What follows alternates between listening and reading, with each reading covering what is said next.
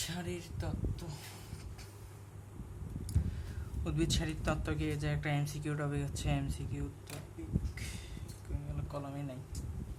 খনিজ লবণ শোষণ হচ্ছে। খনিজ লবণ হচ্ছে উদ্ভিদের অত্যাবশ্যক উপাদান হচ্ছে 17টা উপাদান হচ্ছে কার্বন, হাইড্রোজেন, অক্সিজেন ছাড়া সব কয়টা উপাদান হচ্ছে মাটি থেকে শোষিত। কি? কার্বন, হাইড্রোজেন, অক্সিজেন, বাকি সবগুলো হচ্ছে মাটি থেকে শোষিত। কার্বন, হাইড্রোজেন, অক্সিজেন বাদে। তারপর মূলের অগ্রভাগের কোষ বিভাজন অঞ্চলের নবগঠিত অঞ্চলেই হচ্ছে তোমার কি পরিশোষণ অঞ্চল। সেটা হচ্ছে কি মূলরম দিয়ে কিছু লবণ শোষিত করে। ধারণা করা হয় যে হচ্ছে জলজ উদ্ভিদের সব অঙ্গ হচ্ছে লবণ পরিশোষণের জন্য কার্যকর ভূমিকা পালন করে। মাটি ও খনিজ লবণে মাটি থেকে হচ্ছে খনিজ লবণ একমাত্র সরবরাহ করে। পটাশিয়াম নাইট্রেট হচ্ছে সবচেয়ে দ্রুত গতিতে, ক্যালসিয়াম সালফাইড হচ্ছে সবচেয়ে মন্থর গতিতে। পটাশিয়াম নাইট্রেট সবচেয়ে দ্রুত গতিতে শোষিত হয়, ক্যালসিয়াম নাইট্রেট হচ্ছে সবচেয়ে ধীর গতিতে মন্থর গতিতে শোষিত হয়। তারপর আছে হচ্ছে উদ্ভিদের হচ্ছে অত্যাবশ্যকীয় উপাদান হচ্ছে 17টা। মাইক্রোমূল্য হচ্ছে 10 থেকে 17 নম্বরগুলা, আর ম্যাক্রোমূল্য হচ্ছে যেগুলো বেশি পরিমাণ দরকার, ম্যাক্রোগুলো হচ্ছে 1 থেকে 9টা। ক্যাটায়ন 1টা, অ্যানায়ন 6টা, নিউট্রাল 3টা। তারপর হচ্ছে ম্যাক্রোমূলকগুলো কি? এমজিকে, ক্যান, চপস। এগুলো হচ্ছে ম্যাক্রো 9টা। মাটিতে খনিজ লবণের প্রাপ্যতা, এটা থেকে তেমন কিছু আসে না। হচ্ছে খনিজ লবণের প্রাপ্যতা কি? দুটি মতবাদ প্রচলিত আছে খনিজ লবণ পাওয়া নিয়ে। কার্বন ডাইঅক্সাইড এক্সচেঞ্জ মতবাদ হচ্ছে এই যে কার্বন ডাইঅক্সাইডের সাথে হচ্ছে পানিযুক্ত বাইকার্বনেট অ্যাসিড যোগ করে হাইড্রোজেন পটাশিয়াম আয়নটা যায় এখানে প্রবেশ করে, বাইকার্বনেট আয়নটা বের হয়ে যায়, জায়গায় জায়গায় কম্পিত হতে থেকে হঠাৎ হচ্ছে মূলে ঢুকে যায়। তারপর হচ্ছে কি উদ্ভিদের খনিজ লবণ পরিশোষণ প্রক্রিয়া, সক্রিয় পরিশোষণ, নিষ্ক্রিয় পরিশোষণ। ঘনত্ব আনতির বিপরীতে যেই শোষণ ঘটে সেটাতে হচ্ছে বিপাকীয় শক্তির অবশ্যই প্রয়োজন পড়বে। আচ্ছা, আয়ন বাহক মতবাদ। এবার হচ্ছে কি আয়ন বাহক মতবাদ। এই মতবাদ কি হচ্ছে? আয়ন বাহক মতবাদ হচ্ছে তোমার মেলাগুলো আছে। লুন্ডেগের মতবাদ আছে, প্রোটন আয়ন কো ট্রান্সপোর্ট মতবাদ আছে, লেসিডিন বাহক মতবাদ। হ্যাঁ, লুন্ডেগের মতবাদ হচ্ছে কি অ্যানায়ন পরিশোষণ প্রকৃতপক্ষে কি হয় এই প্রক্রিয়ায়। এই মতবাদ অনুযায়ী বাহক হচ্ছে সাইটোক্রোম। লুন্ডেগের মতবাদ অনুযায়ী অ্যানায়ন পরিশোষণ হয়। বুঝছো? কি হয়? কোষঝিল্লির ভেতরের তলে ডিহাইড্রোজেনেজ এনজাইমের বিক্রিয়ার ফলে হচ্ছে প্রোটন আর ইলেকট্রন সৃষ্টি হয়। কোষঝিল্লির ভেতরে ডিহাইড্রোজেনেজ এনজাইমের বিক্রিয়ার ফলে প্রোটন অ্যানায়ন সৃষ্টি হয়। এখানে ইলেকট্রনটি সাইটোক্রোম চেইনের মাধ্যমে বাইরে নির্গত হয়। সাইটোক্রোম চেইনের মাধ্যমে বাইরে নির্গত হয় ইলেকট্রন কোষঝিল্লির ভিতরের দিকে, এবং ইলেকট্রনটি সাইটোক্রোম চেইনের মাধ্যমে কোষঝিল্লির বাইরের দিকে চলে আসে। ইলেকট্রনটা বাইরের দিকে চলে আসে এবং অক্সিজেনের সাথে মিলে প্রোটন সহযোগে বাইরেই পানি তৈরি করে। এর ফলে কোষঝিল্লির বাইরের তলায় সাইটোক্রোমের বিজারিত লৌহ ইলেকট্রন হারিয়ে এটা বুঝি নাই, ইলেকট্রন হারিয়ে হচ্ছে Fe3+ পরিণত হয়। বাকিটা জানি না। সাইটোপাম মতবাদের পর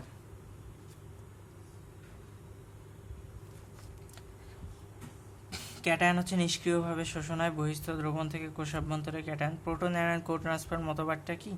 আধুনিক ধরনের হচ্ছে কোষঝিল্লির উভয় দিকে তড়িৎ রাসায়নিক নতিমাত্রা সৃষ্টির মাধ্যমে, দুই দিকেই তড়িৎ রাসায়নিক নতিমাত্রা সৃষ্টির মাধ্যমে কোষের ভেতরে থেকে বাইরে কোষের আয়নগুলো কোষের ভেতরে স্থানান্তরিত হয়, যেহেতু খনিজ লবণ শোষণ মতবাদ এটা। তো কি হয় এই মতবাদে? কি হয়? কোষঝিল্লির ভেতরের দিকে হচ্ছে তোমার এই যে এটা হচ্ছে কোষঝিল্লির, আচ্ছা যাই হোক, ভেতরে একটা বাইরে একটা, ধরলাম কোষঝিল্লির ভেতরে এইটা।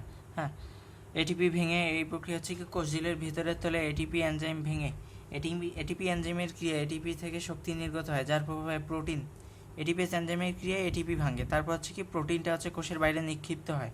একে প্রোটন পাম্প বলে। প্রোটন পাম্পের কারণে বাইরের কোষের সাথে ভেতরের দিকে পিএইচ গ্রেডিয়েন্ট, একটা যে বাইরের দিকে হাইড্রোজেন প্লাসটা পাঠাইলো, তাহলে এখানে হাইড্রোজেনের ঘনত্ব বাড়ি গেল, সো এদিকে পিএইচ বেশি হলো। হওয়ার পর কী হয়? প্রোটন পাম্প বলে।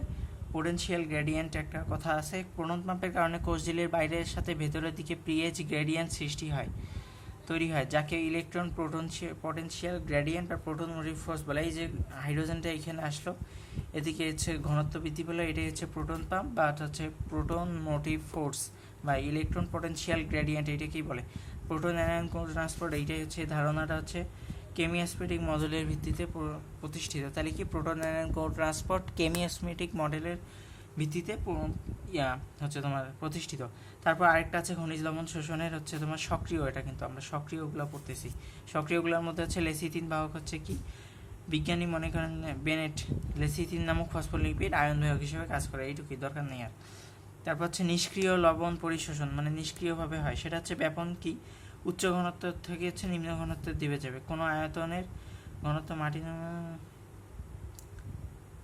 মাটি দ্রবণ হতে ব্যাপন প্রক্রিয়ায় কোষ রসে প্রবেশ করে, এটাই হচ্ছে তোমার ব্যাপন মতবাদ। তারপর আয়ন বিনিময় মতবাদ কি, আয়ন বিনিময় উদ্ভিদ মূলের কোষ রস হতে হাইড্রোজেন আয়ন, আচ্ছা কোষ রস হতে হচ্ছে কি হাইড্রোজেন আয়নটাই যে বাইরের দিকে বের হয়, তখন কোষের ভিতরে কোষের বৈদ্যুতিক নিরাপত্তা বজায় রাখার জন্য বাইরের দ্রবণ হতে ক্যাটায়ন কোষ অভ্যন্তরে প্রবেশ করে। এই যে হাইড্রোজেন বের হইলো, পটাশিয়াম ঢুকলো, একইভাবে হাইড্রোক্সিল আয়নও বের হবে, ক্লোরিন আয়নও ঢুকবে, কোষ রসে প্রবেশ করে। এরূপ বিনিময়টাই হচ্ছে কি তোমার আয়ন বিনিময় মতবাদ। আরেকবার কি আয়ন বিনিময় মতবাদ হচ্ছে হাইড্রোজেন প্লাসটা এই যে বাইর হবে, হাইড্রোক্সিল আয়নটাও বাইর হবে, বাইরে কি হবে, প্লাসের জায়গায় এই যে পটাশিয়াম আয়ন, মাইনাসের জায়গায় এই যে ক্লোরিন আয়ন ঢুকবে, এটাই হচ্ছে কি আয়ন বিনিময় মতবাদ। আর ডোনার সাম্যাবস্থা, এটা থেকে ক খ এমসিকিউ দুইটাই আসে। তাহলে কোষ ঝিল্লির অভ্যন্তরে কিছু স্থির ঋণাত্মক চার্জ থাকলে, কোষ ঝিল্লির অভ্যন্তরে হচ্ছে ঋণাত্মক চার্জ থাকলে এটাকে নিরপেক্ষ করার জন্য বাইরে থেকে কিছু দিব, কোষ ঝিল্লির অভ্যন্তরে প্রবেশ করবে। এরূপ স্থির আয়নের সংখ্যা বেশি হয়ে গেলে বাইরে থেকে ভেতরে একটি সাম্যাবস্থা না পৌঁছানো পর্যন্ত ক্যাটায়নের ব্যাপন চলতে পারে। তাহলে কি ডোনান সাম্যাবস্থাটা কি, কোষ ঝিল্লির ভিতরে হচ্ছে ঋণাত্মক চার্জ থাকে, সেটাকে প্রশমিত করার জন্য, নিরপেক্ষ করার জন্য বাইরে হতে ধনাত্মক চার্জ বিশিষ্ট আয়ন কোষ ঝিল্লির অভ্যন্তরে প্রবেশ করাইতে হয়। তারপর হচ্ছে একটা স্থির অবস্থা না, সাম্যাবস্থা না পর্যন্ত এরকম ক্যাটায়নটা হচ্ছে কোষ ঝিল্লির অভ্যন্তরে ঢুকতেই থাকে, ক্যাটায়নটা কোষ ঝিল্লির অভ্যন্তরে ঢুকতেই থাকে। আচ্ছা, আরেকটা কি নিষ্ক্রিয় লবণ পরিশোষণে, আরেকটা কি ব্যাপন প্রবাহ মতবাদ। এই তো প্রচ্ছেদনের টানে হচ্ছে পানি যখন পরিশোষিত হয়, পানির সাথে খনিজ লবণও পরিশোষিত হয়, এটাই হচ্ছে প্রোটনের ব্যাপক প্রবাহ মতবাদ। এটা মার্কা লাগে না, 3টি সোডিয়াম ভিতরে, ওকে। পরে কি সক্রিয় পরিশোষণ, সাধারণভাবে সক্রিয় পরিশোষণে শক্তির প্রত্যক্ষ প্রয়োজন পড়বে, সক্রিয় যেহেতু শক্তির হার বৃদ্ধি পাবে, ক্যাটায়ন আয়ন একই সাথে শক্তি হবে, সব একই সাথে এফোর্টের উপরে। তারপর হচ্ছে সক্রিয় পরিশোষণ বাহক আয়ন বা অণু দ্বারা সম্পন্ন হয়, এটা হচ্ছে কি বাহক আয়ন বা অণু দ্বারা সম্পন্ন হয়। সক্রিয় শোষণে এনজাইম খুব গুরুত্বপূর্ণ ভূমিকা পালন করবে। আর নিষ্ক্রিয় পরিশোষণ কি, শক্তির প্রয়োজন হবে না, শ্বসন হার স্বাভাবিক থাকে, বেশি বৃদ্ধি পায় না, ক্যাটায়ন আয়ন একসাথে শোষিত হয় না, কোনো বাহক বা অণুর দরকার হয় না, কোনো এনজাইমের ভূমিকাও নাই। আচ্ছা, খনিজ লবণ পরিশোষণের প্রভাবক সমূহ, খনিজ লবণ যে পরিশোষণ করতেছি আমরা তার প্রভাবক কি, আয়নের ঘনত্ব, বহিঃস্থ দ্রবণে বাইরের দ্রবণের যদি আয়নের ঘনত্ব বেশি থাকে তাহলে হচ্ছে আয়নের ঘনত্ব বেশি থাকলে তাহলে শোষণ হারও বেশি, শোষণ বেশি হবে। তাপমাত্রা লবণ পরিশোষণ, তাপমাত্রা বৃদ্ধি পাইলে হচ্ছে কি লবণ পরিশোষণও বৃদ্ধি পায়।